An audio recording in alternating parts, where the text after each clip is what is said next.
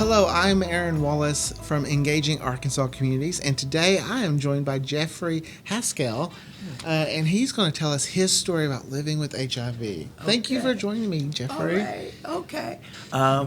Where do I begin to tell You the story? you begin wherever you want. Well, I think the story started at a age in the 80s when the epidemic was first started, and my being involved with ACT UP New York, where we were advocates who wanted to change things. And the only thing we had was AZT, which was a horrible drug.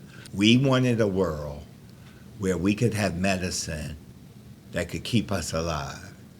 And ACT UP is ACT UP, fight AIDS, fight back.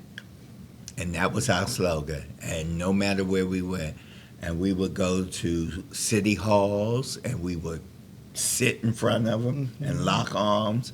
And all of that stuff we learned through protest movement. We learned through the civil rights, the women's rights, the gay rights. We had all those movements. So by the time we got to fighting for HIV and AIDS, we were most of us were children of advocates. And so we grew up.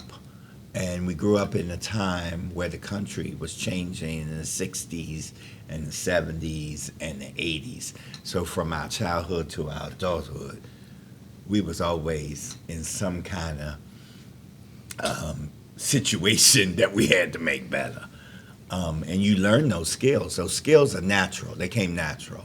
So they're part of it. So whenever there's a conflict, we're able to pull into our toolbox and pull out our conscientious skills to make everybody get along. I mean, that's the word. And so we're right here in this country where we got to do that now. Well, back then, when you find out you're positive, that had to be a traumatic experience. Yeah. Because now we know that it's not a death sentence. Right. But back then, it was. Yeah. So what was it like when you found out you were positive? Well, it was kind of like Russian roulette. I mean, you take the gun and you just turn it and then put the gun to your head and pull the trigger and hope the bullet is not there. So I would say I missed the bullet.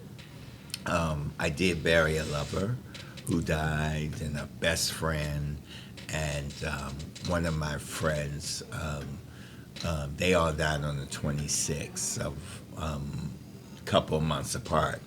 And one of them left a son, and I basically, as the godfather, I had to step in and raise him. So there was kind of ways of us, being family members to people, but there was a great resolve of community and community engagement and community outreach and community support. That was the things that got us through those horrible years. Well, thank you so much for joining, coming to help tell your story and just